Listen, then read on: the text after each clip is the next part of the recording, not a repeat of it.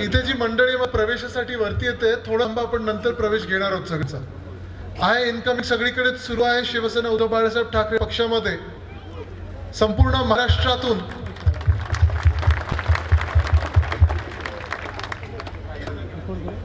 Mic जरा बघा ना तपासल्यासारखं ऐकतोय. संपूर्ण महाराष्ट्रातून अनेक तरुण तरुणी अनेक वेगळ्या वेगळ्या वयातले सामाजिक घटकातले लोक येतात प्रवेश करत आहेत. कारण सर्वांनाच माहिती आहे की पुन्हा एकदा सरकार शिवसेना उद्धव बाळासाहेब ठाकरे ह्याच पक्षाचे महाविकास आघाडीचाच येणार आहे. आज सकाळीच मी बातम्या बघत होतो आणि साधारण एक अंदाज लावत होतो की देशात जी काही परिस्थिती आहे स्थिती आहे ही एवढी बिघडलेली आहे की संपूर्ण भारतात प्रत्येक राज्य जर आपण पाहिलं तर एक वेगळं वातावरण आहे. ते म्हणजे अस्थिरता सगळीकडे दिसत आहे. कुठेही असं स्थिर समाज दिसत नाहीये. खास करून ते भाजप प्रणित राज्य आहेत किंवा भाजपची राज्य आहेत तिथे संवाद तर नाहीच पण फक्त वाद दिसत आहे. आणि हा वाद हा धर्माधर्मामध्ये समाजामध्ये लोकांमध्ये जातींमध्ये जिल्ह्यांमध्ये वाद लावायचा राज्याची वाट लावायची आणि राज्य करायचं हे धोरण घेऊन भाजपा हे सगळीकडे आता राज्य करत आहे. साधारण आपण पाहिलं असेल तर उत्तरेपासून दक्षिणेपर्यंत पूर्वेपासून पश्चिमेपर्यंत जर सगळीकडेच पाहिलं तर प्रत्येक राज्य हे आंदोलन पाहते.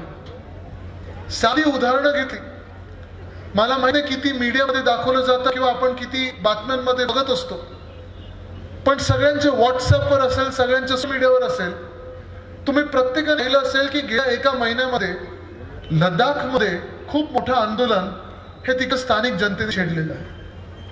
30 ते 40 हजार लोक लडाख मधले स्थानिक भूमिपुत्र हे आंदोलनाला उतरलेले आहेत रस्त्यावर उतरलेले आहेत आणि ते हेच सांगत आहेत की आमच्या मागण्या सोप्या आहेत.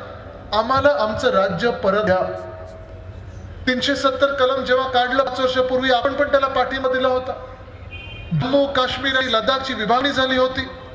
जम्मू काश्मीरला तर राज्य केलेलं आहे लडाखला केंद्रशासित राज्य केलेलं आहे आणि त्यांची मागणी हीच आहे की मी राज्य म्हणून बरे होतो आम्हाला आमचे मुख्यमंत्री आता द्या परत आम्हाला आमचं विधानसभा परत द्या आम्हाला केंद्रशासित राहायचं नाहीये. कारण केंद्रशासित झाल्यानंतर जी काही आमची स्वप्न होती जो काही आमचा विकास होता जो काही आमचं एक साधारणपणे जे आमचं स्वप्न होतं त्याची गळचेपी होतं. आमचा आवाज दिल्ली ऐकत नाहीये दिल्लीपर्यंत आमचा आवाज जात नाहीये आमचं राज्य परत द्या हे करण्यासाठी ते सगळे लोक रस्त्यावर उतरलेले आहेत आणि हे आपल्याला उत्तर दिसत आहे. बरोबरच आपण पाहिलं असेल दिल्लीच्या आसपास पुढे वातावरण एवढं भीतीदायक झालेलं आहे जणू काही युद्ध सुरू होणार आहे आणि दिल्ली वाचवायची आहे असं वातावरण सगळीकडे दिसत आहे. दिल्लीचे सगळे बॉर्डर सील झाले आहेत. हरियाणामध्ये बॉर्डर सील झालेली आहे आणि कारण कशासाठी की कारण आहे या सगळे बॉर्डर सील होत आहेत. कारण एकच आहे आपल्या देशाचा जो अन्नदाता आहे जो कृषी प्रधान देश आपला त्याच्यातला जो शेतकरी आहे तो शेतकरी बांधव मोर्चा घेऊन निघालेला आहे दिल्लीकडे की आम्हाला जी तुम्ही आश्वासनं दिली होती 1 वर्षापूर्वीकडे ती आश्वासनं आता पूर्ण करा.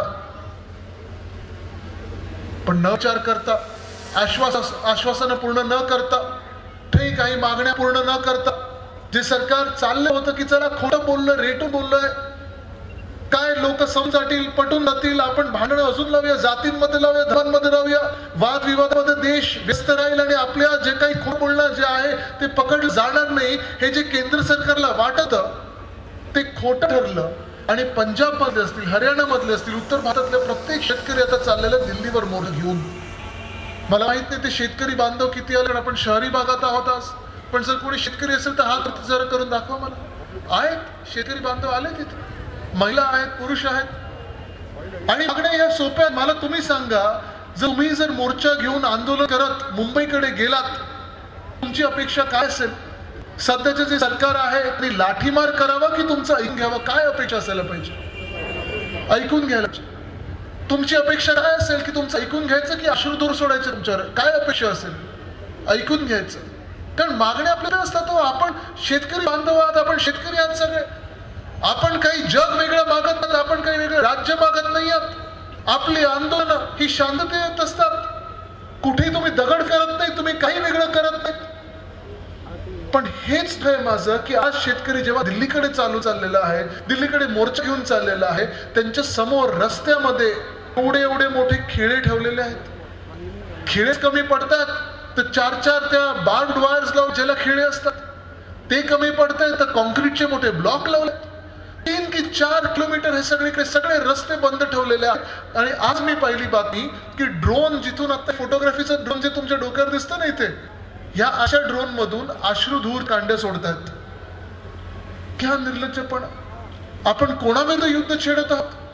हे सगळं जे आहे, जेवढं सैन्यबळ तुम्ही अतिरेक मागे लावत नाही, हे जे सैन्यबळ तुम्ही चायनाला परत मागे ढकलण्याच्या मागे लावलेलं नाहीये, हे सैन्यबळ तुम्ही शेतकऱ्यांवर वापरलेलं आहे. ह्याचं दुःख आपल्या देशाला आहे. पण आपण देश म्हणून बघत आहोत, विचार करत आहोत. कारण आता लोकसभेच्या निवडणुका ह्या पुढच्या 1 महिन्यात येणार आहेत. 20 ते 30 दिवसात लोकसभेच्या निवडणुका लागतील आणि त्या मिनिटाला आपल्याला विचार करणं गरजेचं आहे की हे केंद्रातलं सरकार असेल, हे राज्याचं सरकार असेल, हे जर शेतकऱ्यांचं नाहीये, नक्की कोणाचं सरकार आहे? अनेक लोक आपल्या घरांमध्ये जे राहतात, नोकऱ्या करत असतात, रोजगार करत असतात, त्यांचे देखील आई वडील किंवा कोण ना कोण नातेवाईक हे शेतात काम करत असतात. आणि म्हणूनच मी त्या शहरी लोकांना पण विचारत आहे की ते कोणाच्या बाजूने उभं राहणार? गेले 75 वर्ष पण ऐकत आलेलो आहोत की आपला देश हा कृषीप्रधान देश आहे, आपला देश हा शेतीसाठी असतो. अनेक पण जेव्हा जेवत असतो तेव्हा आपण बोलतो अन्नदाता देवो भव. पण आज जेव्हा तो अन्नदाता काही ठराविक निर्णय घेऊन पुन्हा एकदा दिल्लीकडे निघालेला आहे, माझी अपेक्षा आणि या देशाची अपेक्षा सोपी होती की जे कोणी मंत्री असतील, कृषी मंत्री असतील, जे कोणी त्या खात्याशी निगडीत मंत्री असतील, त्यांनी या शेतकऱ्यांना जाऊन स्वतःहून जाऊन भेटावं, बोलावं, काय आहे ते चर्चा करावी, शक्य ते सांगावं, काय अशक्य ते सांगावं आणि मध्य मार्ग काढून लोकांची मदत करावी. पण आज लाठीचार्ज होतं, गोळीबार होत, अश्रुधूर सोडला जातोय, मोठे बॉर्डर उभं केलेलं जातं. आणि हे सगळं एका बाजूला होत असताना आपण पाहत असाल मणिपूर प्रश्न देखील अजून सोडायला गेलो. म्हणजे जसं मी सांगितलं, लडाखमध्ये लोक रस्त्यावर आहेत, दिल्लीमध्ये मोर्चा निघत आहे, दिल्लीमध्ये एक वेगळं भयानक वातावरण आहे. मणिपूर आपण पाहताय, गेले 4-5 महिने दंगली सुरू आहेत, लोक एकामेकांची डोकी छाटत आहेत, अक्षरशः डोकी छाटत आहेत. पण अजून तिथे सैन्य पाठवलं नाही शांत करायला. आणि तसंच जिथे तिथे अस्थिरता आहे, तसंच आपला संपूर्ण दक्षिण भारत देखील दिल्लीमध्ये आंदोलन करत आहे. तिकडचे मुख्यमंत्री, उपमुख्यमंत्री दिल्लीमध्ये जाऊन आंदोलन करत आहेत की आमच्या हक्काचा पैसा, कराचा पैसा, करदात्याचा पैसा आमच्या राज्यांना तुम्ही परत द्या, कारण आम्हाला देखील विकास करायचा आहे. हे वातावरण सगळीकडे अस्तित्व आहे. पण दक्षिणेतले जे राज्य आहेत ते अंतर्गत अस्तित्व नाहीये, तिकडे अस्तित्व हीच आहे की दिल्ली सरकार, केंद्र सरकार त्यांचं ऐकत नाही, दक्षिण भारताचं ऐकत नाहीये. त्यांना पैसा जो त्याचा हक्काचा आहे, त्यांचे न्याय हक्क आहे, तिथे गळचेपी सुरू आहे. आणि म्हणून तिकडची जी सरकार आहेत ती दिल्लीसमोर उभी आहे की आम्ही लढणार, झुकणार नाही, आम्ही वाकणार नाही, मोडणार नाही, आमचे हक्क आम्हाला द्या. पण एका बाजूला हे सगळं चालू असताना दुसऱ्या बाजूला आपण महाराष्ट्रात पाहतोय आपलं सरकार आहे कुठे? ऐकलंय तुम्ही 2 वर्षामध्ये दिल्लीकडे पाहून सांगायला, होय आमच्या शेतकरी बांधवांसाठी पॅकेज द्या, कधी ऐकलं तुम्ही? नाही ऐकलं. कधी हे सांगण्याची केंद्र सरकारला हिंमत झालेली आहे का आपल्या राज्य सरकारकडून की जो वेदांता फॉक्सकॉन प्रकल्प तुमच्या गुजरातमध्ये नेला, त्याच्यापेक्षा मोठा प्रकल्प तुम्ही देणार होता? 2 वर्ष होऊन गेलेली आहे, पण त्याच्यापेक्षा मोठा प्रकल्प काय? छोटे छोटे प्रकल्प आपल्या राज्यात देखील गुजरातला घेऊन चाललेले आहे. पण विरोध करण्याची हिंमत या घटनाबाह्य मुख्यमंत्र्यांमध्ये म्हणजे मिंध्यांमध्ये तुम्ही पाहिली आहे का? आज तुम्ही मला सांगा. आपली भूमिका ही स्पष्ट आहे सरकारची, या घटनाबाह्य सरकारची, खोके सरकारची, गद्दारांची. दिल्ली दिसलं की घाले लोटांगण, दिल्ली दिसलं की घालायचं लोटांगण. कारण बसले तर त्यांच्या मेहरबानीमुळे. काय त्यांच्याकडे विचारणार आहे, काय मागणार आपण? कुठच्या हक्काने सांगणार की महाराष्ट्राला खास पॅकेज द्या? आज आपण पाहत आलेलो आहोत की जसं कृषी क्षेत्रामध्ये विचारलं की आजपर्यंत पूर्ण जर इतिहास कळला, मी जेव्हा जेव्हा महाराष्ट्रात फिरत असतो, अवकाळी पाऊस असेल, दुष्काळ असेल, जे काही असेल, जिथे जिथे ज्या ज्या बांधावर गेलेलं, ज्या ज्या शेतात मी गेलेलो आहे, मला तिकडच्या शेतकरी बांधव एकच सांगितलेलं आहे की उद्धव ठाकरे साहेबांनी दिलेली कर्जमुक्ती ही आमच्यापर्यंत पोहोचली. पण ह्या मिंदे सरकारने जी आश्वासनं दिली होती ती आमच्यापर्यंत काही 1 रुपया मदत पोहोचलेली नाही. मी खोटं बोलत असेल तर मला सांगा. पण उद्धव साहेबांनी जेव्हा वचन दिलं होतं, जे वचन दिलं होतं की आपण आपलं सरकार बनल्यानंतर आपण ते कर्जमुक्ती करणं म्हणजे करणं, आपण कर्ज माफी बोलत नाही. शेतकऱ्यांना आम्ही माफ करणारे कोण आहोत? सत्तेत असो नसो, शेतकरी हा अन्नदाता, अन्नदाता हा देवभाव असतो आणि शेतकऱ्यासाठी आपण कर्जमुक्ती करणार होतो. महाविकास आघाडीचं सरकार बसल्या बसल्या पहिला मोठा निर्णय जो घेतला आपण तो हा होता की 2 लाखापर्यंत ज्यांची कर्ज ती कर्जमुक्त करून दिली आपली. हे त्याचा मला अभिमान आहे. कोविडचा काळ असताना मला आठवतं की जेव्हा जेव्हा अवकाळी पाऊस झाला, गारपीट झाली, उत्तर महाराष्ट्रात असेल, कुठेही असेल, विदर्भात असेल, मराठवाड्यात असेल, पश्चिम महाराष्ट्र असेल, कधी पूर आला, कधी दुष्काळ पडला, जेवढं शक्य असेल, पण पूर्ण काही करणं शक्य नव्हतं त्यावेळी, कोविडचा अर्थचक्र बंद होतं, पण जेवढंही शक्य असेल आपल्याला आपण शेतकरी बांधवांची मदत करण्याचा प्रयत्न केला. कारण आपला अन्नदाता आहे, जर शेतकरी जगला तर आपण जगू ही भावना घेऊन आपण ते काम करत होतो. आणि ही भावना प्रत्येक गोष्टीत आहे. आता आपल्याला आपण वेगळे श्लोक सांगत होतात, म्हणी सांगत होत. मला एकच ओळ माहिती आणि जे आपलं हिंदुत्व आहे, रघुप्रीत सदा चली आए, प्राण जाय पर वचन न जाय. आणि तसंच आपण केलं. शेतकरी बांधवांसाठी आपण जे वचन दिलं होतं की 2 लाखापर्यंत जे कर्ज माफ करू, ते कर्ज मुक्त आपण करून दाखवलं. आणि हे आपलं उद्धव ठाकरे यांचं सरकार होतं. आज त्या सरकारची पुन्हा एकदा या महाराष्ट्राला गरज आहे.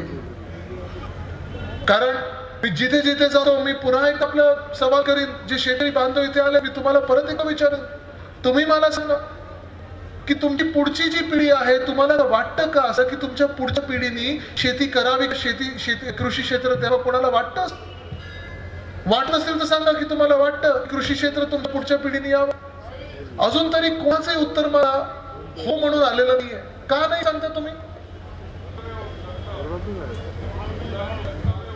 मुलांची लग्न नाही होत, शेतमालाला भाव नाही, अजून कशी निर्यात बंदी, लाईट नाही, काय खोटी आश्वासनं देतात, खतांचे भाव वाढले, अजून हे सगळं आहे. बरोबर ना?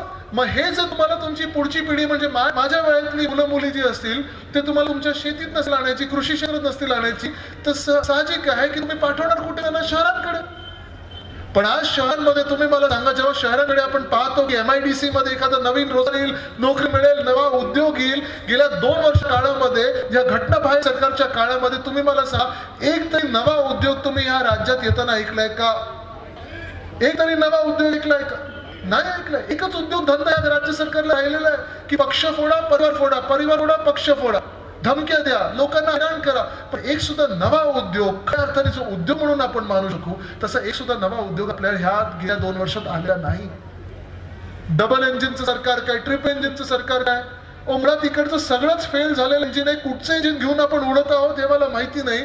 पण मुळात प्रश्न असा पडतो की जर महाविकास आघाडी सरकार म्हणून, उद्धव साहेबांचं सरकार म्हणून आपण या 2 वर्षामध्ये, 2.5 वर्षामध्ये कोविडच्या काळात महाराष्ट्रामध्ये 6.5 लाख कोटीची गुंतवणूक जर आपल्या राज्यात शकलो असेल, आपण आणली होती, मग बरोबर काय घडलं असं की ह्याच भाजप प्रणित सरकारमध्ये, केंद्रात भाजपचं सरकार असताना सगळे इकडचे उद्योग तुम्ही उचलून नेताय गुजरातकडे. किती आपण सहन करायचं?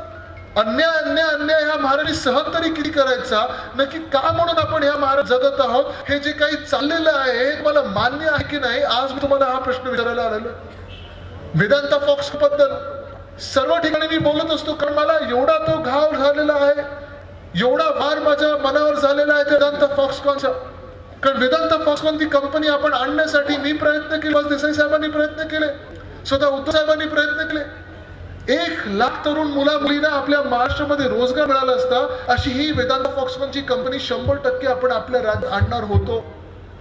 जून जुलै पर्यंत जी कंपनी आपल्या राज्यात येणार होती.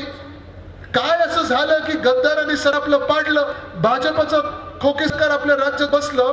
काय नक्की घडलं बिघडलं असं ह्या 2 महिन्यात की सप्टेंबर मध्ये वेदांता फॉक्सकॉनला महाराष्ट्र उचलून गुजरातला पाठवलं. वेदांता फॉक्सकॉनच नाही तर सोबत 160 छोट्या मोठ्या इंडस्ट्री गुजरातला गेल्या. एअरबस टाटा मिहानमध्ये आणणार होतं, नागपूरला आणणार होतं, ते देखील गेलं. मेडिकल डिव्हाइस पार्क केलं, ट्रक पार्क केलं. सुरतचं डायमंड बुर्स तिथे आता आपलं मुंबईचं सुरतले नेत आहेत.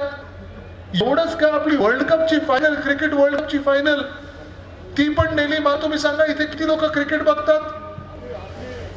सर बघतात? आता मला सोपी गोष्ट सांगा, जर तीच वर्ल्ड कपची फायनल आपल्या मुंबईत वानखेडेला असती तर जिंकलो असतो ना आपण.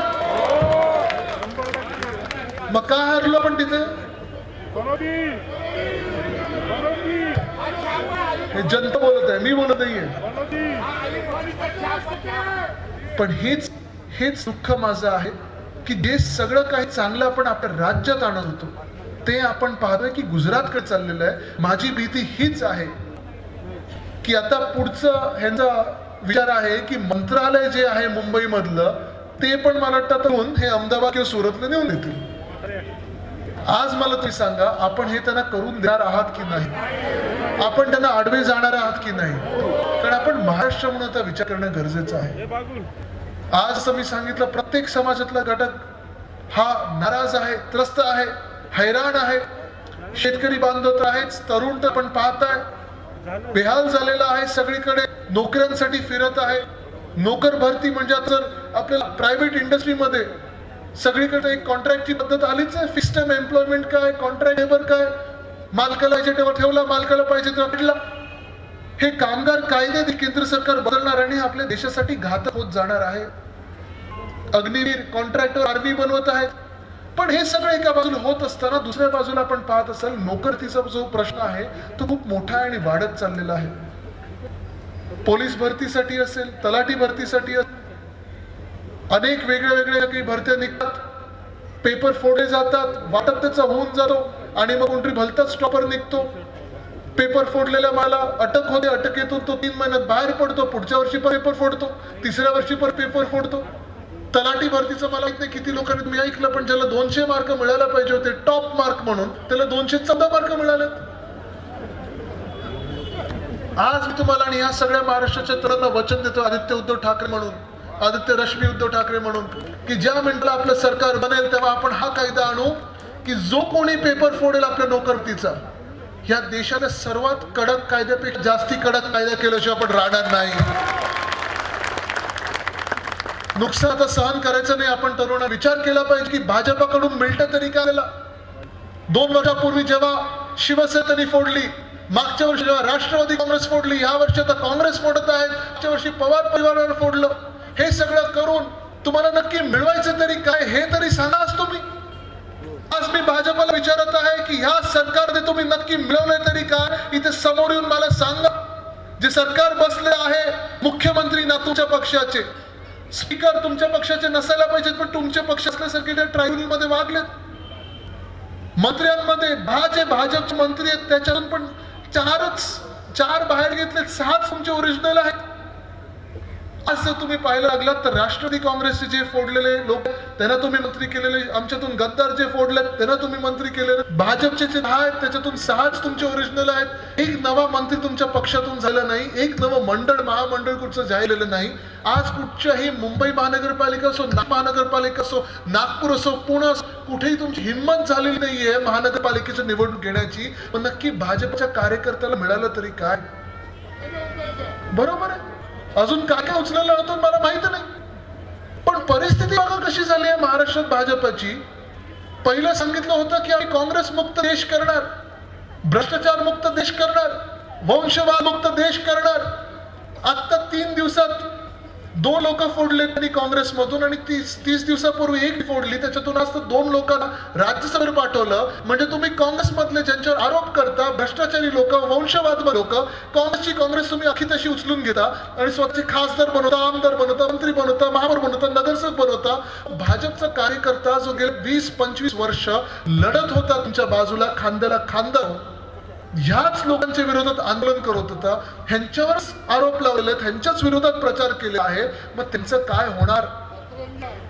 आज मला त्या वाईट भाजपच्या कार्यकर्त्यांबद्दल वाटतं, सहानुभूती त्यांच्याबद्दल, की तुम्हाला जी स्वप्न दाखवली गेली होती का वेगळ्या भारताची, भ्रष्टाचार मुक्त भारताची, काँग्रेस मुक्त भारताची, कदाचित तुम्ही वाटत असेल की काँग्रेस संपत चालली आहे, पण उद्याला कदाचित राहुल गांधींना पंतप्रधान बनायचं असेल तर भाजपत पण बनवू शकतील आणि अर्धी भाजप ही काँग्रेसवाल्यांची आहे.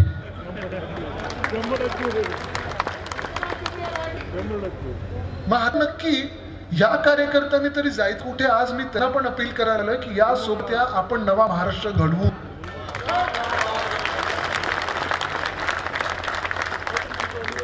कारण आता एक बाजू स्वच्छ आहे, एक बाजू प्रामाणिक आमची. आम्ही ना खोकेला हात लावत ना धोके दिले आहेत. जे जे आरोप झाले त्याच्यावर ते टुकटुक करून तुमच्याकडे आले, आता तुम्ही आमच्याकडे या. गद्दार नाही हो, जे त्यांचे विचारे ज्यांना काही मिळत नाही त्यांचे गद्दारांना दरवाजे बंद आहेत.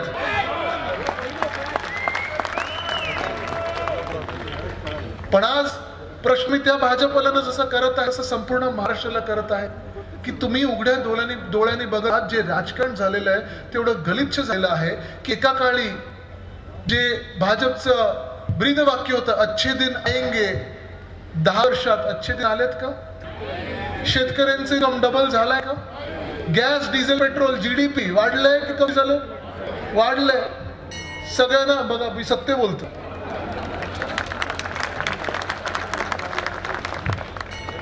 परत बोलतो, सत्यमेव जयते.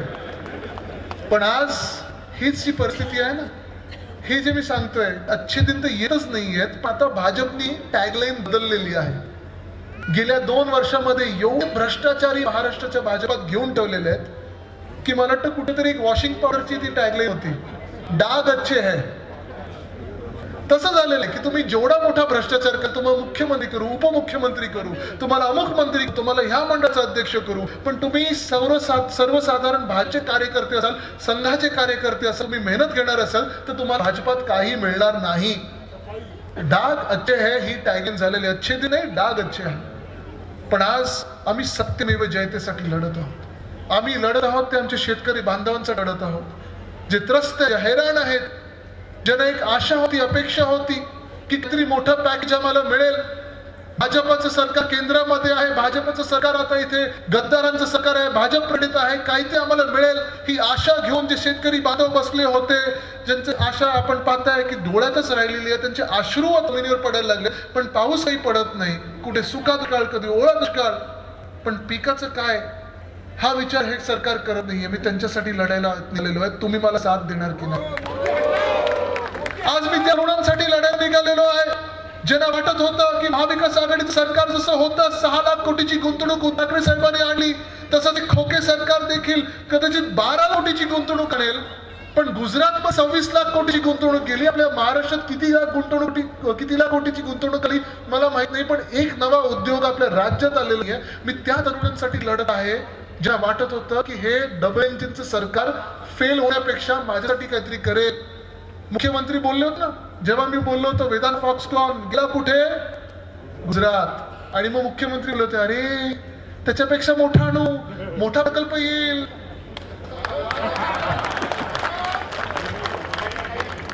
आज मी त्यांना सांगत आहे कुठे मोठा प्रकल्प आणलाय तुम्ही दाखवा, हिंमत असेल तर चला, मी तयार आहे. ह्याच मंचावर, ह्याच प्रेस समोर, तुमच्या समोर मी आणि मुख्यमंत्री घटनाबाई आहेत, पण ठीक आहे चला मुख्यमंत्री त्यांना एकटा येऊ दे किंवा पूर्ण खातं घेऊन दे, मी एकटा उभं राहून त्यांच्याबरोबर डिबेट करायला तयार आहे, इथे चर्चा करायला तयार आहे.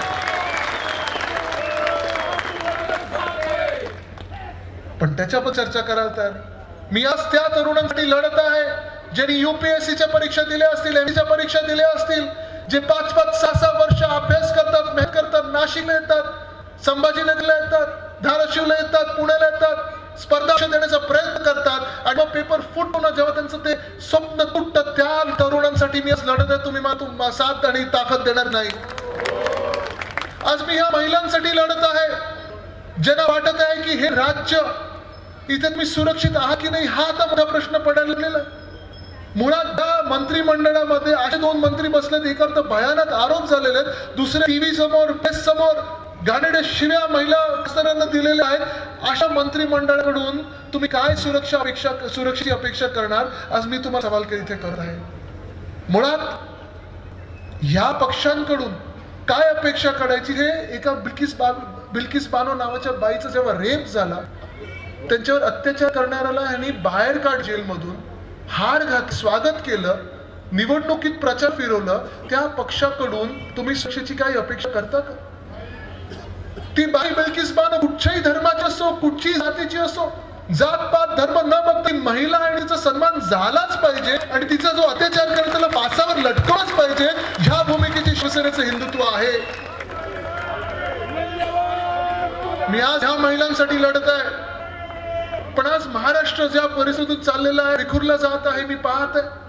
भाजपचा हाच राहील की आपण धर्माधर्मामध्ये वाद लावायचा, भांडणाची दंगली करून घ्यायच्या, जातीमध्ये वाद लावायचे, कधी मराठा वर्सेस ओबीसी, कधी ओबीसी विरुद्ध अजून काही. पण आज मी तुम्हाला विचारत आहे, तुम्ही महाराष्ट्र म्हणून विचार करणार की विखुरले जाणार? कारण ही वेळ आपली आहे. तुम्ही काय करणार? तुम्ही जात धर्म हे सगळं विसरून महाराष्ट्र आहे मी हा विचार करणार? तुम्ही विखुरले जाणार? काय करणार तुम्ही? अन्याय आपल्याला होत आहे, जे सब गुजरातला दिलं जातं आणि गुजरात देण्याबद्दल मला वाईट वाटत नाही.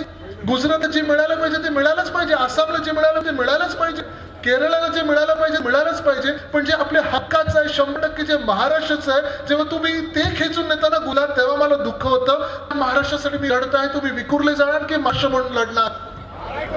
हा निर्धार आपल्याला करायला लागेल.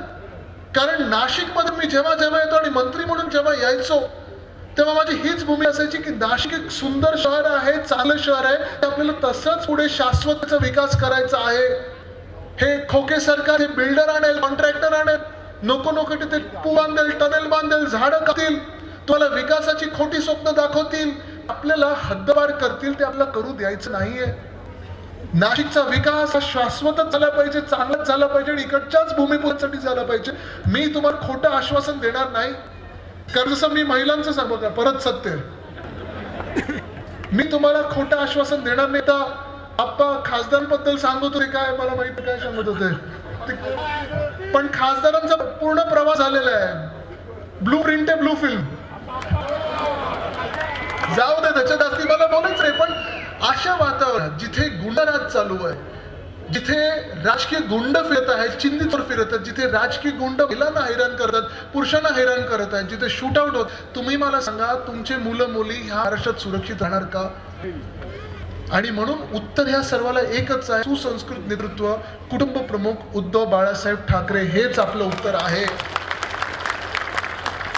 आज आपल्याला विचार करायचा आपल्या भूमीचा, आज आपल्याला विचार करायचा राज्याचा, आज आपल्याला विचार करायचा आपल्या सर्वांचा. कारण आज विचार आपण केला नाही तर दिल्ली समोर हे लोटांगण घालणार जे सरकार आहे ना, हे आपल्याला पण गुण टाकेल. कारण जे सरकार आणि जे मुख्यमंत्री, जे मिंधे, जे उद्धव साहेबांचे कधी झाले नाही, ज्यांनी सगळं काही त्यांना दिलं, ते तुमचे आमचे काय होणार हा विचार आपण आज करणं गरजेचं आहे. आणि म्हणून इथून पुढे निघत असताना मी आपल्याला एकच सांगेन, निवडणुका येणारच आहे. लोकसभेचे येतील, विधानसभेचे येतील, महानगरपालिकेचे येतील. काय वन नेशन वन इलेक्शन काय आता बोलत आहेत, पण अजून ज्यांना महानगरपालिकेची निवडणूक हिंमत नाही झाली ते काय वन नेशन वन इलेक्शन करणार आहेत? पण आज तुम्हाला सांगतो मी, प्रत्येक मत तुमचं हे शस्त्र आहे, प्रत्येक मत तुमचं हे तुमचं मत आहे, तुमचा आवाज आहे. तुमची आवाजाची गळटिपी करू देऊ नका. महाराष्ट्राचा आवाज हा बुलंदच राहायला पाहिजे आणि आपण हाच निर्धार केला पाहिजे, हेच ठरवलं पाहिजे की आजपासून प्रत्येक उमेदवार जो लोकसभेसाठी असेल, जो विधानसभेसाठी असेल, हाऊसिंग सोसायटीच्या पण निवडणुकीसाठी असेल, हा भाजप खोके सरकारचा नाही तर बुलंद महाराष्ट्राचा आवाज घेऊन पुढे निघणारा पाहिजे. हेच तुम्ही आज निर्धार करा. तुर्तास मी रजा घेतो. धन्यवाद. जय हिंद, जय महाराष्ट्र, वंदे मातरम.